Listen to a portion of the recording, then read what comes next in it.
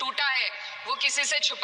तो recently parliament session में इकरा हसन ने मुसलमानों के ख़िलाफ़ जो यूपी में और जगह जगह पर मुसलमानों पर जो अत्याचार ख़ास तरीके से हम देखा जाए तो मॉब लिंचिंग के नाम पर और जो है मज़हब के नाम पर जो है जहां भी मुसलमान लोगों को नुकसान पहुंचा रहे हैं उसके बारे में इकरा हसन ने पार्लियामेंट में कुछ इस तरह आवाज़ उठाई। हिंदुस्तान में हर वर्ग को किसी न किसी चुनौती का सामना करना पड़ रहा है, मगर अल्पसंख्यक खासतौर पर मुसलमानों पर जो कहर टूटा है वो किसी से छुपा नहीं है। ये लोग सिर्फ अपने मजहबी पहचान की वजह से निशाने पर हैं।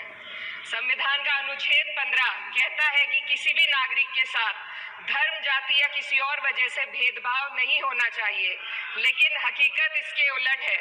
हालात इस कदर बिगड़ चुके हैं कि hate speech, mob lynching, bulldozer द्वारा घरों को गिराने की घटनाएं आम हो गई हैं, खास तौर पर उत्तर प्रदेश में, जहां ऐसा लगता है जैसे कानून के नाम पर जंगल राज चल रहा हो।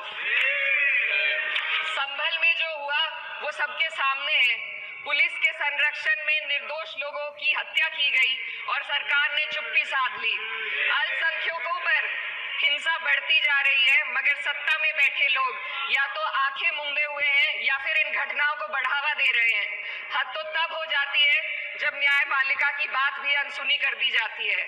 सुप्रीम कोर्ट ने मॉब लिंचिंग पर 11 सूत्रीय निर्देश जारी किए थे। इसमें साफ कहा गया था कि राज्य सरकारें और पुलिस इस तरह की घटनाओं को रोकने और दोषियों पर सख्त कार्रवाई करने के लिए जिम्मेदार है, लेकिन आज भी इन निर्देशों पर अमल नहीं हो रहा है। हाल ये है कि मॉब लिंचिंग को रोकने की बजाय सत्ता में बैठे लोग आग में घी डालने का काम कर रहे हैं। उनकी जुबान से ऐसी बातें निकलती हैं जो नफरत को और बढ़ावा देती है।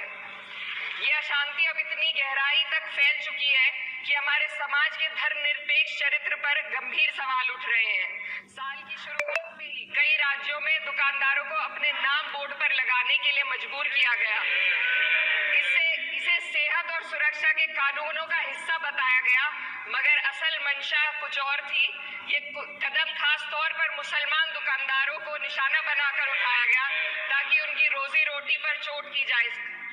पिछले हफ्ते मुरादाबाद में एक मुस्लिम डॉक्टर को हिंदू बहुल्य मोहल्ले में घर खरीदने पर विरोध झेलना पड़ा।